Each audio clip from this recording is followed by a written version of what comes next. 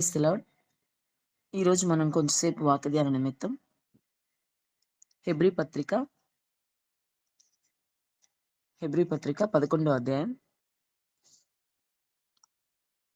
11 అధ్యాయం 6 వచనం.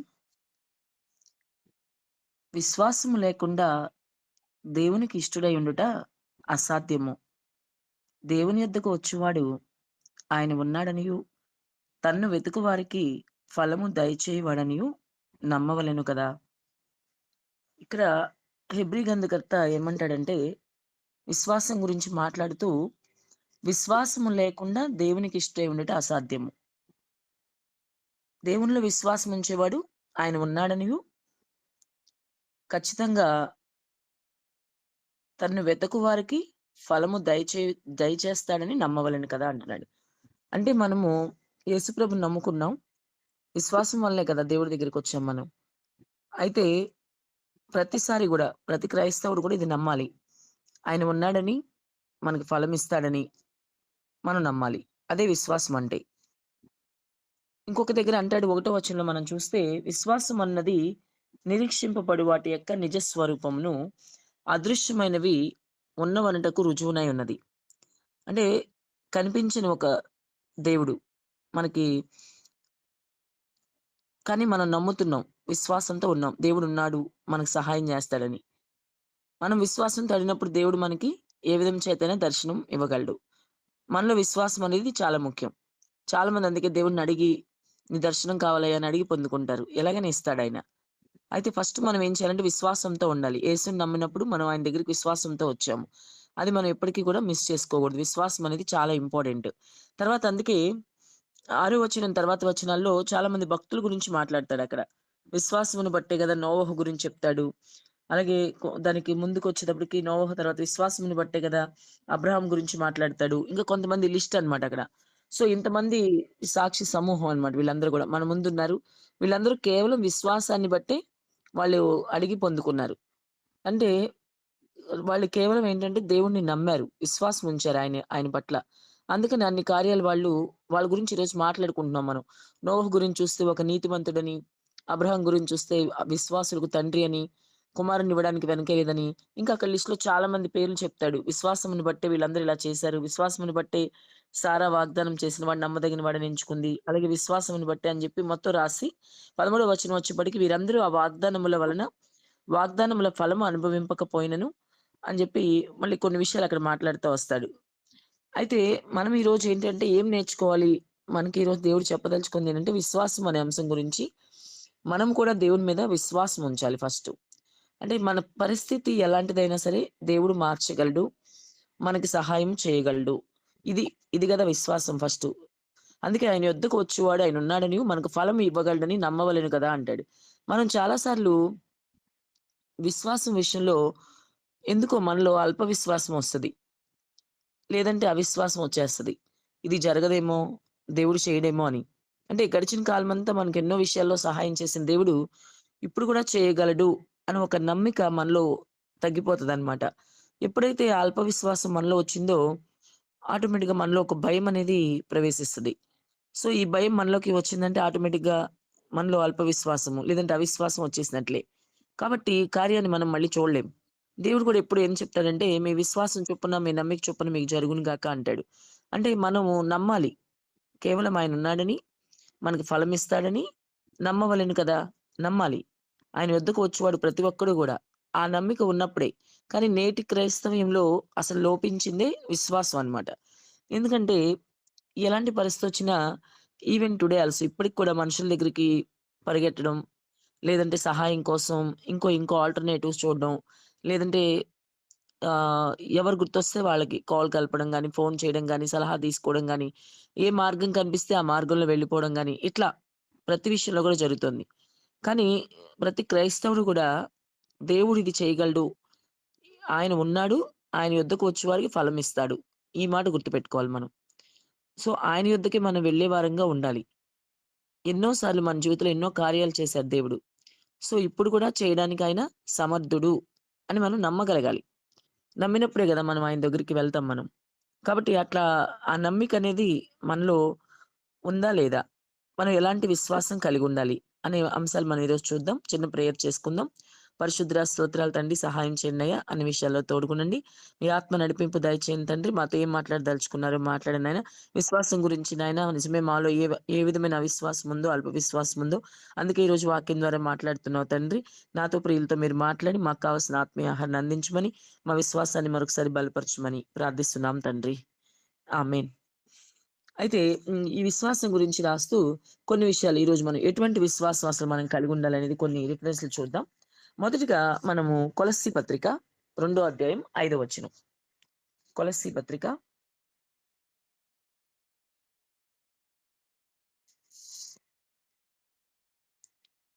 కొలస్సీ పత్రిక 2 అధ్యాయం 5 వచనంలో, నేను శరీర విషయంలో దూరంగా ఉన్నను, ఆత్మ విషయంలో మీతో కూడా ఉండి, మీ యోగ్యమైన ప్రవర్తనను క్రీస్తునందలి మీ స్థిర విశ్వాసమును చూచి ఆనందించుచున్నాను. ఇక్కడ అపోస్తలుడైన పౌలు కొలస్సీ సంఘానికి రాస్తూ చెప్పే విషయం ఏంటంటే, నేను మీ స్థిర విశ్వాసము చూసి ఆనందించుచున్నాను అంటున్నాడు. అంటే ఫస్ట్ మనం ఎటువంటి విశ్వాసం కలిగి ఉండాలి అంటే, ఓ స్థిరమైన విశ్వాసం. దేవునిలో మనం ఎటువంటి విశ్వాసం కలిగి ఉండాలి అంటే, స్థిరమైన విశ్వాసం అన్నమాట. అందుకే పౌలు చాలా వివరంగా చెప్తున్నాడు. అక్కడ ఆహ్, ఎలాంటి ఎలాంటి పరిస్థితులొచ్చినా మనం స్థిరంగా ఉండాలి. మీరు అలాగే ఉన్నారు. కొలస్సీ సంఘంతో మాట్లాడుతూ పౌలు చెప్పేదేంటంటే, మీరు అలాగే స్థిరమైన విశ్వాసం కలిగున్నారు కదా! అందుకని మిమ్ముని బట్టి నేను చాలా సంతోషపడుతున్నాను అంటున్నాడు. అంటే మన విశ్వాసం ఎప్పుడు గూడా ఎలా ఉండాలంటే ఒక స్థిరమైనదిగా ఉండాలి. ఒక నిర్ణయం తీసుకున్నామంటే అది మనం ఖచ్చితంగా దానిలో స్థిరత్వం కనిపించాలి. ఎక్కడ గూడా చంచలత్వం అనేది కనపడకూడదు. అలల చేత ఎలాగైతే కొట్టబడతామో అలా కాకుండా గాలికి ఎగిరిపోయే పొట్టు ఎలాగైతే ఎగిరిపోతా ఉంటదో, దానికొక ప్లేస్ అంటూ స్థిరముండదు. ఇక్కడ గాలొస్తదనుకోండి, ఇటువైపు గాలొస్తే ఇటు ఎగిరిపోద్ది, అటువైపు గాలొస్తే అటు ఎగిరిపోద్ది. అలాగే క్రైస్తవులు సిట్యుయేషన్ బట్టి మారకూడదు. ఇటు అనుకూలంగా ఉంటే ఇటు మాట, ఇటు అనుకూలంగా ఉంటే ఇటు మాట. కొన్నిసార్లు మన విశ్వాసానికి పరీక్షలు ఎదురవుతా ఉంటాయి. అప్పుడు దేవుడు చూస్తా ఉంటాడు. మనం ఎట్లా ఉన్నామా? స్థిరంగా ఉన్నామా? లేదా అనేది. అప్పుడు మనం ఏం చేస్తున్నాం? కొన్నిసార్లు మన అన్ని సంబంధించిన ఆచార పద్ధతుల విషయంలో బంధువులు, స్నేహితులు ఇట్లా చుట్టుముడతా ఉంటారు మనని. కొన్ని లేతే ఆఫీస్‌లో పనిచేసే ఉద్యోగులు గాని, పైన మన అధికారి ఉంటాడు గదా! యజమానుడు. వాళ్ళ ద్వారా గాని కొన్ని ఆటంకాలు. ఇట్లా నలుదిశలా మనకి చుట్టుముడతా ఉంటాయి. ఇప్పుడది చేయాల్సిన పరిస్థితులొస్తాయన్నమాట. క్రీస్తుకు వ్యతిరేకంగా, దేవుడికి వ్యతిరేకంగా మనం ఆ పని చేయాల్సిన పరిస్థితొస్తది. అప్పుడు నీ విశ్వాసము ఎలా ఉంది? నీ విశ్వాసాన్ని మనం కాపాడుకున్నామా లేదా? నీది నిజంగా స్థిరమైన విశ్వాసమే అనుకోండి, ఖచ్చితంగా మనం ఇది చేయను, చేయకూడదని నిలబడగలం. అలా నిలబడే పరిస్థితే మనం కావాలి. అది స్థిరమైన విశ్వాసం అంటే. ఆహ్, ఎలా పడితే అలా అదే గాలికి ఎగిరిపోయే పొట్టు అన్నాం గదా! ఎగ్జాంపుల్. అది ఇటు అవకాశం ఉంటే ఇటు, ఇటు అవకాశం ఉంటే ఇటు. ఎటు అవకాశం ఉంటే అటు ఎళ్ళిపో. అట్లా క్రైస్తవులు చాలా మంది అవకాశవాదులుగా ఎటు అవకాశం ఉంటే అటు మాట్లాడడం. నీ బంధువులంతా ఎక్కువగా మాట్లాడుతూ ఉన్నారనుకో, "ఒరేయ్! ఇక్కడ ఎందుకు లేరా మాట్లాడడం" అని వాళ్ళు ఏది చెప్తే అది. "పర్లేదండి ఇది చేసేయొచ్చు" ఇలా అనడం. వాళ్ళ దగ్గర బ్యాడ్ అవ్వకుండా ఉండాలని. లేదా స్నేహితులంతా గుమిగూడి ఇట్లా అంటున్నారనుకో, సో వాళ్ళ దగ్గర ఎందుకులే బ్యాడ్ అవ్వడం అని వాళ్ళు మాట్లాడినట్టు మాట్లాడడం. అట్లా కాదు. ఒక స్థిరమైన విశ్వాసం. నీకు బైబిల్ ఏం చెప్తుందో అదే మనం ఫాలో అవ్వాలి. According to the word of God అంతే. వాక్యం ఏం చెప్తుందో అదే చేయాలి గానీ మనం ఆ వాక్యానికి వ్యతిరేకంగా మనం ఎంత మాత్రం వెళ్ళే వాళ్ళంగా ఉండకూడదు. నీ విశ్వాసం ఎలా ఉంది అనేది దేవుడు ఈరోజు మాట్లాడుతా ఉన్నాడు. అది ఆయన చెప్తుంది అదే అన్నమాట. ఎలా ఉండాలి? అలల చేత కొట్టబడే విధంగా కాకుండా మంచిగా విశ్వాసంలో ఉండాలి. అంతేకాదు కొలస్సీ సంఘానికి రాస్తూ పౌలు ఏమంటాడంటే, మీ స్థిరమైన విశ్వాసం చూసి నేను సంతోషపడుచున్నాను అంటున్నాడు. అంటే కొలస్సీలు ఒక స్థిరమైన విశ్వాసంలో ఏదైతే యేసుని నమ్మారో, ఆయన నిజమైన దేవుడని ఒప్పుకున్నారు. ఆయనే రక్షకుడని అంగీకరించారు. దానిలో వాళ్ళు కొనసాగుతూ ఉన్నారు. అందుకే పౌలు రాస్తూ చెప్తున్నాడు, మీ స్థిరమైన విశ్వాసాన్ని చూసి నేను సంతోషపడుతున్నానంటున్నాడు. అది మన విశ్వాసం ఎలా ఉంటే ఒక దిట్టమైన చోట కొట్టబడిన మేకులాగా ఉండాలి. ఒక దిట్టమైన చోట మేకు కొట్టామనుకోండి స్ట్రాంగ్ అది. ఇంకా ఎక్కడ కూడా అటు ఇటు అవ్వదు. అలాగే మనం యేసులో స్ట్రాంగ్‌గా ఉండాలి మన విశ్వాసంలో. ఎవరైనా సరే మనం చూసినప్పుడు వాడిని టచ్ చేయకూడదురా మనం. బంధువులవని, ఇంకొకళ్ళవని. వాడు టచ్ చేయకూడదు మనం. వాడు టచ్ చేసామనుకో మనకే చెప్తాడు వాడు చాలా విషయాలు. ఈడి జోలికి మనం వెళ్ళకపోవడమే బెటరు. ఈడిని ఏమి అనుకోకపోవడమే బెటరు. ఇలాంటి ఒక సాక్ష్యాన్ని మనం కలిగుండాలి.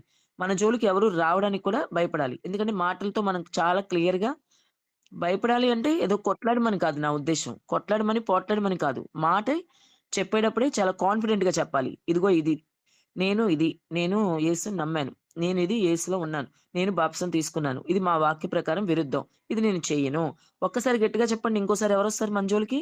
ఎవరు రారు. ఎవరు రారు. కానీ అది చెప్పే పరిస్థితి లేదు ఈరోజు. అది దేవుడు చెప్తున్నాడు.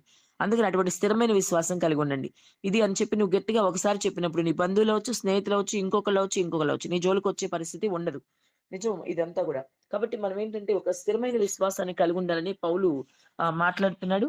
అంతేకాకుండా ఈ విషయం గురించి ఇంకొక దగ్గర ఏం చెప్తాడంటే ఫిలిప్పీ పత్రిక ఒకసారి చూద్దాం మనం.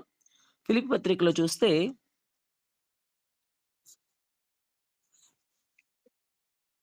ఫిలిప్పీ పత్రిక 1 అధ్యాయంలో 14 వచనం. మరియు సహోదరులైన వారిలో ఎక్కువ మంది నా బంధకముల మూలముగా ప్రభునందు స్థిర విశ్వాసము గలవారై నిర్భయముగా దేవుని వాక్యము బోధించుటకు మరి విశేష ధైర్యము తెచ్చుకొండ్రి. ఆమేన్.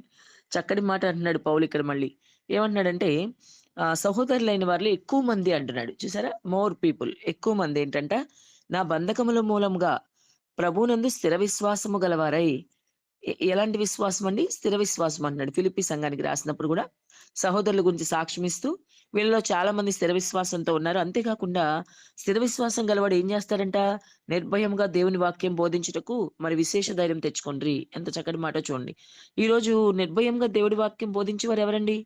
చాలా తక్కువ మందున్నారు. నిర్భయంగా దేవుడి వాక్యం బోధించుటకు విశేషంగా ధైర్యం తెచ్చుకోండ్రి.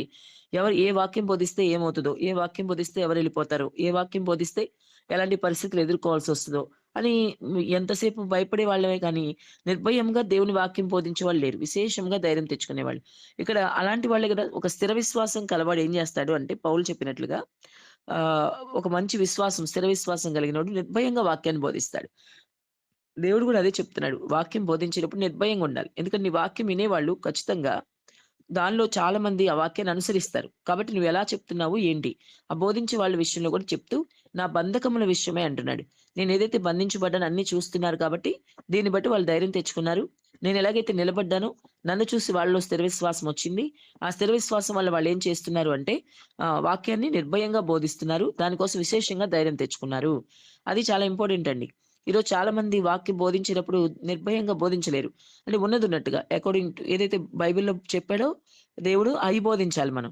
అంతేగాని అనవసరమైన విషయాలు బోధించడం వేస్ట్ కదండీ! ఈరోజు చాలా విషయాల్లో మీరు అలా చేయకూడదు, ఇలా చేయకూడదు అని చెప్పి వాళ్ళు తక్కువగా ఉన్నారు. ముఖ్యంగా ఆర్నమెంట్స్ గురించి, వస్తువుల విషయంలో గాని, లేదంటే సినిమాలు, సీరియల్‌లు ఇలాంటి విషయాలు. ఎందుకంటే ఇవి రెగ్యులర్‌గా జరుగుతా ఉంటాయి. క్రైస్తవులు కూడా ఇది తప్పు కాదన్నట్టు చేస్తారు. చాలా వరకు పాపంలో పడేది ఈ విషయాలండి. టీవీ గాని, సినిమా గాని, మీ ఇంట్లో టీవీ ఉండకూడదురా అని ఒక పాస్టర్ అన్నా చెప్తారా? చెప్పరు. చెప్పరు. అదే చెప్పేది. ఆ టీవీ అనేది తీస్తే సగం పాపం ఎళ్ళిపోయినట్లే మన దగ్గర నుంచి అసలు. టీవీ తీసేయండి. ఈ టీవీ ఉంటే గనక ఇలా పాపంలో ఏదో విధంగా పాపంలో పడిపోతాం అని మాట్లాడేవాళ్ళు ఉండరు. అలాగే ఏంటి రెగ్యులర్‌గా ఇవి చేస్తుంటారు కాబట్టి క్రైస్తవులు. అలాగే చాలా విషయాల్లో బూతులు మాట్లాడొద్దని, లేకపోతే ఇంకా ఇలా చేయకూడదని, ఇలా ఖచ్చితంగా చెప్పేవాళ్ళు. నిర్భయంగా బోధించాలి. వాక్యాన్ని ఎలా బోధించాలి? నిర్భయంగా బోధించాలి. దానికోసం బహుధైర్యం తెచ్చుకోవాలి. అలా చాలా మంది ధైర్యం తెచ్చుకున్నారు. నేను బంధకాల్లో ఉన్నప్పుడు నన్ను చూసి ఇలా చాలా మంది విశ్వాసుల్లో వాళ్ళకేమొచ్చిందంటే ధైర్యమొచ్చింది. కాబట్టి వాళ్ళు స్థిర విశ్వాసం కలిగున్నారని చెప్పి పౌలు మాట్లాడుతా ఉన్నాడు. స్థిర విశ్వాసం కలిగున్నారు వాళ్ళు. కాబట్టి ఈరోజు మనం కూడా స్థిర విశ్వాసం కలిగుండాలి. ఫస్ట్ దేవుడి మాట ఏంటంటే ఈరోజు మనతో విశ్వాసం గురించి మాట్లాడుతూ ఆయన ఏం చెప్తున్నాడంటే, ఒక స్థిరమైన విశ్వాసం మనం కలిగుండాలి దేవునిలో. ఇది కరెక్టే కదా! మనం అనుకున్నది కరెక్టే కదా! ఒక మంచి విశ్వాసం. ఆ విశ్వాసం నువ్వు కలిగున్నప్పుడే నువ్వు దేవుని కోసం ఏదైనా చేయగలవు. లేకపోతే దేవుని కోసం ఏమి చేయలేవు. నీ విశ్వాసమే సరిగ్గా లేదు. నీదే అల్ప విశ్వాసము. నీదే అవిశ్వాసము. నీకే కరెక్ట్‌గా లేదు. దేవుడు చేస్తాడు ఈ పని నాకని నమ్మిక లేదు నీలో. విశ్వాసం లేదు. ఇతరులకి ఎలా చెప్తావు నువ్వు? చెప్పలేవు కదా! ఇతరులకి చెప్పలేవు, బోధించలేవు. దేవుడు ఇలా చేయగలడు. నీకు కూడా నాకు చేశాడని ఎలా చెప్పగలం మనం? చెప్పలేం.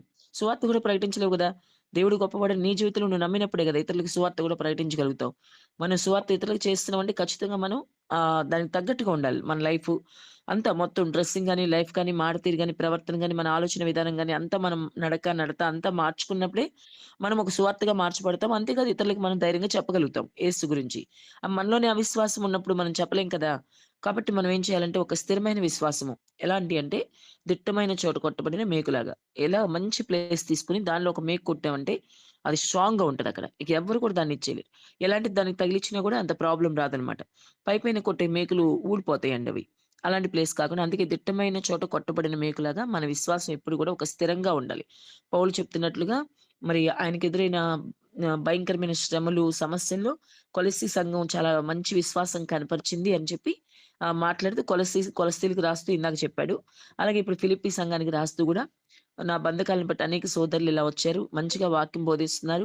బోధించడంలో స్థిర విశ్వాసం కలిగి ఉన్నారని చెప్తున్నాడు. కాబట్టి ఈరోజు మనం కూడా చాలా చోట్ల వాక్య పరిచయకి వెళ్ళొచ్చు. మనం వాక్యం బోధించే అవకాశం రావచ్చు. మనం కూడా ఎలా ఉండాలంటే నిర్భయంగా వాక్యాన్ని బోధించే వారంగా, వాక్యానుసారంగా ప్రభు ఏం చెప్తే అది మాట్లాడే వారంగా, దానికోసం మనం విశేషంగా ధైర్యం తెచ్చుకొని నిలబడాలి. ఎక్కడైనా నుంచోండి. ఎలాంటి వాళ్ళైనా కావచ్చు వాళ్ళు. మనం భయపడాల్సిందేమి లేదు. దేవుని వాక్యం అది. మనం తప్పు చెప్పట్లేదు. మనం అబద్ధం చెప్పట్లేదు. ఒక అబద్ధాన్నే ఇష్టానుసారంగా ప్రకటిస్తున్నారు చాలామంది. కానీ మనం ఒక నిజాన్ని నిర్భయంగా ప్రకటిస్తున్నాం. దేవుని వాక్యం అది. దేవుని వాక్యము నిర్భయంగా ప్రకటించొచ్చు మనం. కాబట్టి ఎక్కడైనా సరే మనం వాక్యం చెప్పినప్పుడు గూడా ఓ స్థిరమైన విశ్వాసం కలిగి దేవుడున్నాడని చెప్పి, ఆయన మనకు ఫలమిస్తాడని నమ్మి, ఈ వాక్యం మనం చెప్తున్నామంటే కొంతమందికి అది యూజ్ అవుతది. ఖచ్చితంగా కొంతమందిలో మార్పొస్తదని మనం నమ్మి, ఒక స్థిరమైన విశ్వాసం కలిగి, దిట్టమైన చోట కొట్టబడిన మేకులాగా మంచి స్థిర విశ్వాసం మనలో ఉండాలి. అప్పుడు మనలో ఉన్నప్పుడే ఆ విశ్వాసం మనం ఇతరులకు ప్రకటించగలుగుతాం అన్నమాట. కాబట్టి మనం అట్లాంటి మంచి విశ్వాసం కలిగి ప్రభువుని ప్రకటిద్దాము. అలాగే వాక్య పరిచర్య చేసే వాళ్ళతో కూడా దేవుడు చెప్పేదేంటంటే మంచిగా వాక్య పరిచర్య చేయండి. స్థిరమైన విశ్వాసంతో చేయండి. నిర్భయంగా ప్రకటించండి వాక్యాన్ని. ఎక్కడ భయపడాల్సిన లేదు. ఎందుకంటే ఎప్పుడు మనని పరిశుద్ధాత్మ నడిపిస్తాడు. మనంతట మనం ఏం చెప్పం కదా ఎక్కడ గూడా. కాబట్టి ఆత్మ నడిపింపుతోనే చెప్తాం కాబట్టి మనం భయపడాల్సిన లేదు. నిర్భయంగా ప్రకటించండి వాక్యాన్ని. అంతేకాకుండా దానికోసం విశేషంగా ధైర్యం తెచ్చుకోమని ప్రభు చెప్తా ఉన్నాడు. కాబట్టి వాక్యాన్ని కూడా మనం నిర్భయంగా మనం ఈరోజు మరి ఎలాగైతే పొట్టు గాలికి ఎగిరిపోతుంది గదా! అట్లాంటి పరిస్థితులు గాకుండా ఒక స్థిరమైన విశ్వాసం కలిగి మన జీవితంలో ముందుకెళ్దాం. ప్రభు మనకి అట్టి విశ్వాసము దయచేయును గాక. నెక్స్ట్ పాయింట్‌లో మనం చూస్తే ఇంకా ఎలాంటి విశ్వాసం మనం కలిగి ఉండాలని మాట్లాడుతున్నారంటే కొన్ని రిఫరెన్స్‌లు మనం చూసినప్పుడు అర్థమవుతుంది గదా! మళ్ళీ నెక్స్ట్ రిఫరెన్సు తిమోతి పత్రికకెళ్దాం. మొదటి తిమోతి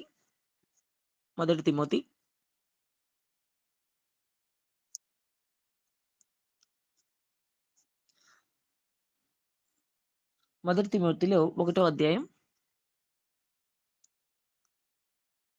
ఒకటో అధ్యాయం 5 వచనం ఏంటంటే, ఉపద ఉపదేశ సారమేదనగా పవిత్ర హృదయం నుండియు, మంచి మనస్సాక్షి నుండియు, నిష్కపటమైన విశ్వాసం నుండియు కలుగు ప్రేమే.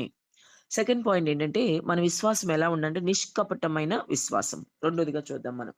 రెండోదిగా మనం దేవుడు చెప్పేదేంటంటే, ఈరోజు మనం ఎటువంటి విశ్వాసాన్ని కలిగి ఉండాలంటే, నిష్కపటమైన విశ్వాసం. అంటే కపటము లేనిది. నిష్కపటము అంటే మీన్స్ ఏంటంటే కపటము లేనిదని అర్థం. ఇప్పుడు చాలా మంది చూడండి కపటం లేకుండా ఎవరు ఉండరు. కపటం లేకుండా అంటే ఏంటంటే లోపల ఒకటి మనసులోటి బయట ఒకటి లేకుండా కపటంతో ఉంటారు చాలా మంది. పైకి మాట్లాడతారు మంచిగా ప్రైజ్ లార్డ్ అని చెప్తారు అంతా మంచిగుంటారు. కానీ లోపలంతా కపటం ఉంటది. అట్లా లేకుండా అలాంటి వాళ్ళని దేవుడు ఏం పిలుస్తారంటే వేషధారులు అంటాడు. ఏ వేషధారులారా అంటాడు.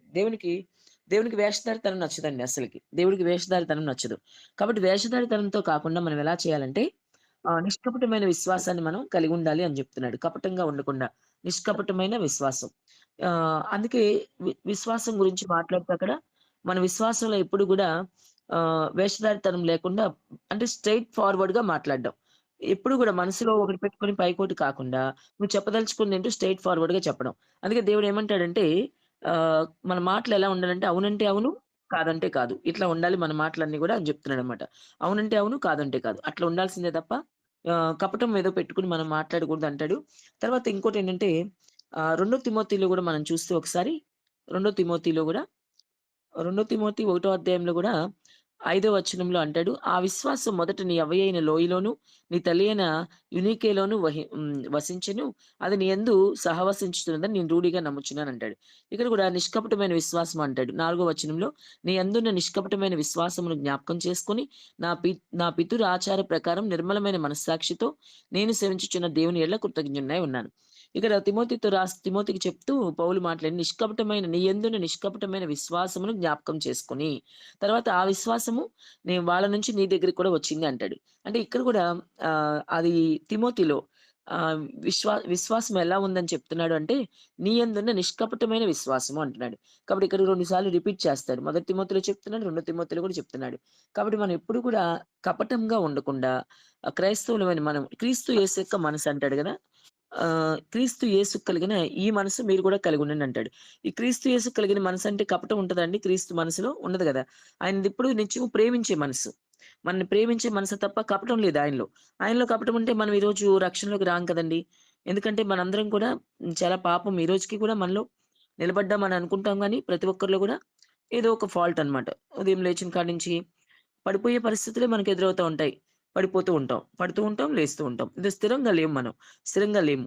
మన జీవితంలో ఏదో ఒక విషయంలో కంటి చూపు ద్వారా చూడకూడనివి చూడడమో, నోటి మాట ద్వారా మాట్లాడకూడనివి మాట్లాడడమో, మన క్రియలు, తలంపుల, ఆలోచనలో కూడా పాపాలుంటాయి. కాబట్టి మనం ఏంటంటే ఇలాంటి పరిస్థితులు మనకున్నాయి. కాబట్టి ఇలాంటి పరిస్థితిలో మనము ఎవరిని ఆశ్రయించాలి? పూర్తిగా ప్రభు మీద ఆధారపడాలి. ఆయన్ని ఆశ్రయించాలి. అంతేకాకుండా నాలో ఏ కపటం లేకుండా చేయి ప్రభా!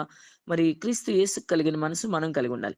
అంటే ఆయన మనసేంటి అంటే ప్రేమించే మనసు, క్షమించే మనసు, ఇట్లాంటి మంచి మనసు ఆయనది. అందుకే పాపులమైన మనల్ని ఎంతో ప్రేమించి, ఇంకా పాపంలో ఉండగానే మన కోసం ప్రాణం ఇచ్చాడాయన. మన కోసం రక్తం కార్చాడు. ఇదే గదా నిష్కపటం అంటే. కపటంతో ఉన్నవాడు ఎవడు నా పని చేయలేడు కదండీ! కపటంతో ఉన్నవాళ్ళు. యేసుకు కలిగిన మనసు, అందుకే క్రీస్తు యేసుకు కలిగిన మనసు మీరు కలిగి ఉండండి అంటాడు. ఆ మనసు మనం కలిగి ఉండేవాళ్ళుగా ఉండాలి. అటువంటి కపటం లేని మనసనమాట. నిష్కపటంగా మనం ఉండాలి. మన విశ్వాసంలో గాని, నమ్మకత్వంలో గాని, తర్వాత ప్రేమ చూపించడంలోనే గాని, ఇతరులని క్షమించే విషయంలోనే గాని, కొన్ని సందర్భాల్లో క్షమించలేని పరిస్థితులు ఎదురవుతా ఉంటాయి. వాళ్ళని ప్రేమించలేకపోతామనమాట మనం. సో, ఇలాంటి పరిస్థితులు మనలో ఏమన్నా ఉన్నాయా అనేది మనం ఒకసారి పరిశీలన చేసుకోవాలి. పరిశీలన చేసుకొని మనం ఆ విధంగా ముందుకెళ్ళే వాళ్ళంగా ఉండాలని చెప్పి దేవుడు మాట్లాడుతున్నాడు. కాబట్టి మన విశ్వాసం ఎప్పుడు గూడా నిష్కపటంగా ఉండాలి. కపటం లేనిదై ఉండాలని చెప్పి మాట్లాడుతున్నాడనమాట. సో, మనం ఆ విధంగా ఈరోజు మన విశ్వాసం ఎలా ఉంది అనేది మనం పరిశీలన చేసుకొని కపటం ఏమన్నా ఉందా మనలో? నిష్కపటంగా ఉన్నామా? లేదా వేషధారితనం మనలో గూడా వేషధారితనం ఏమైనా ఉందా అని చెప్పేసి మనం గమనించుకొని చూడాలనమాట. చూసి ఆ నిష్కపటమైన విశ్వాసాన్ని మనం కలిగి ఉండేవాళ్ళగా ఉండాలి. అది కపటంతో మనం ఉన్నామనుకోండి, దేవుడిని ఎప్పటికి కూడా చేరుకోలేము. ఆయనకిష్టంగా మనం ఎప్పటికి కూడా ఉండలేమనమాట. ఎందుకంటే ప్రభువు మనస్సు మనకి చాలా ఇంపార్టెంట్. ప్రభువుకున్న మనసు ఎలాంటిది అనేది చాలా చూసుకోవాలి మనం. అలాగే మనం అటువంటి మనసే కలిగి ఉండాలి తప్ప, లేతే ఆయన సారూప్యంలోకి మనం ఎన్నటికి కూడా రాలేకపోతాం. కాబట్టి ప్రభు మనసు ఎలా ఉందో చూసుకొని దాని ప్రకారం మనం జీవించే వాళ్ళుగా ఉంటే మన విశ్వాసం ఎలా ఉంది అనేది ఈరోజు పరీక్షించుకోవాలి. పరీక్షించుకొని దాని ప్రకారం మనం వెళ్ళే వాళ్ళంగా ముందుకెళ్తేనే మనకి దేవుడు సహాయం చేస్తారు. కాబట్టి మనం ఎప్పుడు కూడా కపటాన్ని మనసులో ఉంచుకోకుండా ఉండే వారంగా ఉండాలి. అటువంటిది నిష్కపటమైన విశ్వాసం అని అంటున్నాడు. తర్వాత అందుకే తిమోతితో రాస్తూ నీకున్న విశ్వాసం అలాంటిదే. ఇటువంటి విశ్వాసాన్నే నువ్వు నీ తర్వాత వాళ్ళు కూడా కంటిన్యూ చేస్తారు.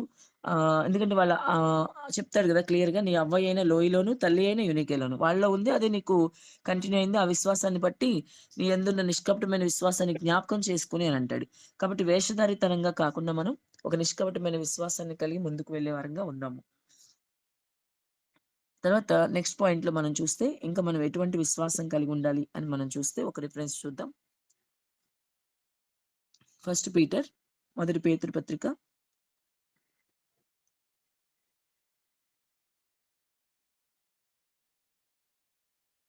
ఫస్ట్ పీటర్ 7 చూస్తే 1:7 మనం గమనిస్తే నశించిపోవు సువర్ణము అగ్ని పరీక్ష వలన శుద్ధపరచబడుచున్నది గదా!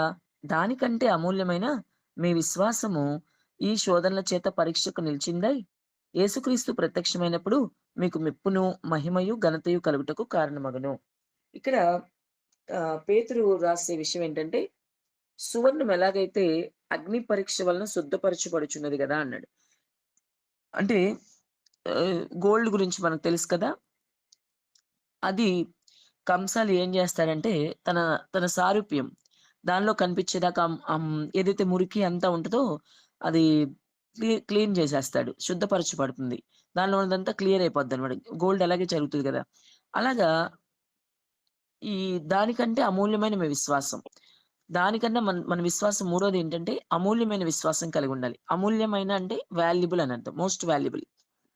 మామూలుగా వాల్యుబుల్ కాదు. Most valuable. చాలా విలువైందని అర్థం. అమూల్యం అంటేనే విలువైందని అర్థం. అయితే ఈ అమూల్యమైన విశ్వాసం మనం కలిగి ఉండాలంటే పరీక్షలో నిలవాలి మనం. ఏదైనా సరే ఒక పరీక్ష జరుగుతున్నప్పుడు పరీక్షలో నిలిచే వారంగా ఉండాలి. కొన్నిసార్లు మన విశ్వాసం అండి పరీక్షకు గురవుద్ది. ఈ శోధనల చేత పరీక్షకు నిలిచిందయి. శోధన వస్తది గదా! మన జీవితంలో. ఈ శోధన ఏంటంటే పరీక్ష అన్నమాట. నీ జీవితంలో ఒక శోధన వచ్చిందంటే దేనికంటే పరీక్షించబడుతున్నావు అని అర్థం అన్నమాట. కాబట్టి ఈ విశ్వాసము శోధనలొచ్చినప్పుడు పరీక్షకు నిలిచినదై అన్నాడు. చాలా మంది పరీక్ష వచ్చినప్పుడు, శోధించబడినప్పుడు తప్పిపోతుంటారు. శోధనలప్పుడు తప్పిపోతారనమాట. ఇంకా నాకు దేవుడొద్దులే అని వెళ్ళిపోయేవాడు చాలా మందున్నారు. కొన్ని సాక్ష్యాలు వింటా ఉంటాం. ఆహ్, ఏదో ఒక ప్రెగ్నెంట్ వచ్చినప్పుడు అబార్షన్ అయిపోయింది. బాబు ఇలా చనిపోయాడు. అందుకే నేను అప్పటినుంచి దేవుడిని వదిలేసాను అని మాట్లాడే వాళ్ళుంటారు. చాలా సంవత్సరాల నుంచనమాట.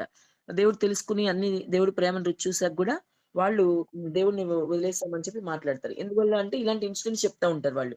ఇలా గర్భఫలం విషయంలోను లేకపోతే గనుక ఇంకా ఏదైనా సరే విషయాల్లో గూడా ఏదైనా విషయాలు కూడా చెప్తారు. ఈ చిన్న విషయానికి. ఇలా మా వ్యాపారంలో నష్టమొచ్చింది. లేతే నాకు ఉద్యోగం పోయింది. ఇందువల్ల దేవుడిని వదిలిపెట్టేసానని మాట్లాడే వాళ్ళు చాలా మందుంటారు. అంటే ఏంటంటే ఇది పరీక్షకి గురైద్దనమాట. విశ్వాసం ఏమైద్దంటే పరీక్షకు గురైద్ది.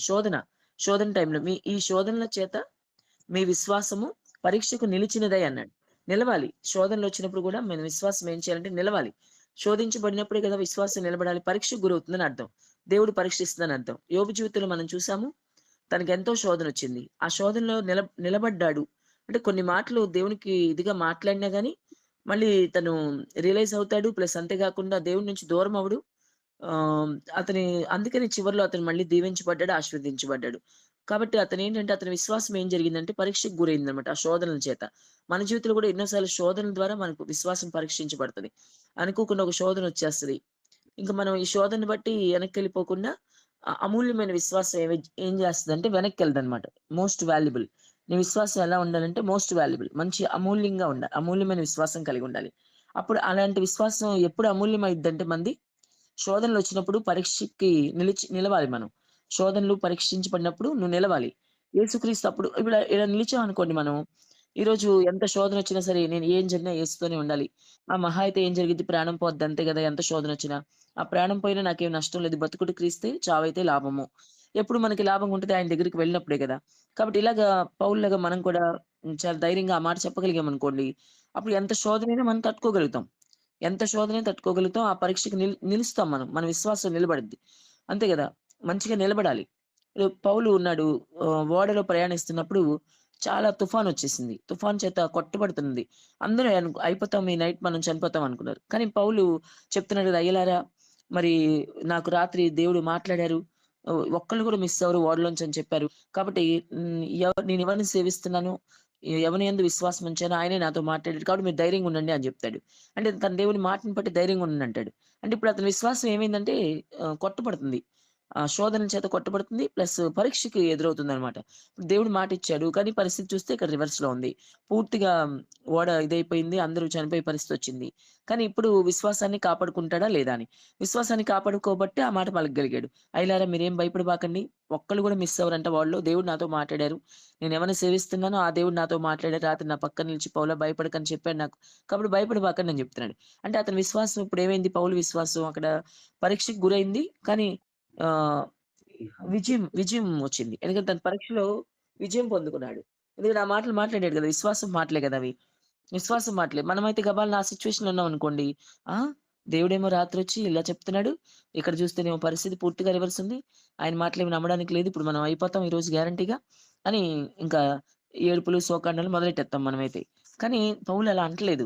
అయినా నా దేవుడు చెప్పాడు. నేనెవరిని సేవిస్తున్నానో ఆ దేవుడు చెప్పాడు. కాబట్టి ఆ దేవుని మాట యందు విశ్వాసం ఉంచండి. దేవుడు చెప్పాడంటే జరిగిద్దని విశ్వాసం అన్నమాట. అతని విశ్వాసం ఇప్పుడేమైందంటే పరీక్షకి గురవుతోంది.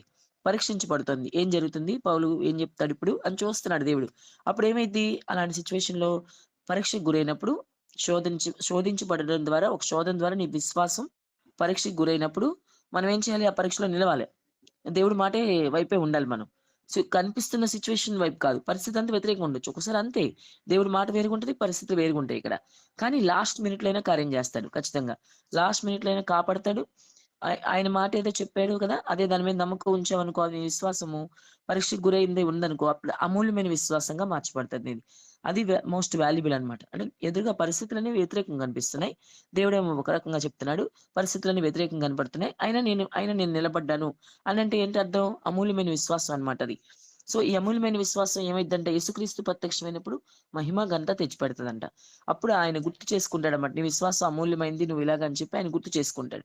కాబట్టి పరీక్షకు గురైన ఆ విశ్వాసాన్ని బట్టి నీది అమూల్యమైన విశ్వాసం అని దేవుడు ఎంచుతాడన్నమాట. కాబట్టి ఈరోజు అమూల్యమైన విశ్వాసాన్ని మనం కలిగుండాలి. మోస్ట్ వాల్యుబుల్ అన్నమాట. ఎందుకంటే ఆయన అమూల్యమైన వాడు. విశ్వసించు వారికి ఆయన అమూల్యమైన వాడని వాక్యం చెప్తుంది. మనందరం విశ్వసిస్తున్నాం. నమ్మని వాళ్ళకి చాలా మంది ఉండొచ్చు కాక. వాళ్ళకి దేవుడి గురించి రకరకాల మాటలు మాట్లాడొచ్చు. వాళ్ళకి యేసుప్రభు అంటే తక్కువ అవ్వచ్చు. దుర్బోధకులున్నారు. వాళ్ళు యేసుని తక్కువ జేస్తారు. ఇంకా చాలా మంది మతోన్మాదులున్నారు. వాళ్ళు యేసు గురించి ఏదేదో మాట్లాడతారు. రకరకాల బ్యాడ్ వర్డ్స్ యూజ్ చేసి మాట్లాడుతున్నారు. ఆళ్ళందరికి అది అయ్యుండొచ్చు. కానీ మనం విశ్వసించిన వారికి మనం ఏదైతే విశ్వాసం ఉంచామో, ఈయన నిజము, ఈయన దేవుడు, ఈయన నమ్మామో, ఆ నిజాన్ని నమ్మామో, సో, మనకి ఆయన ఏంటి, ఎలాంటి వాడంటే విశ్వసించు వారికి ఆయన అమూల్యమైన వాడు.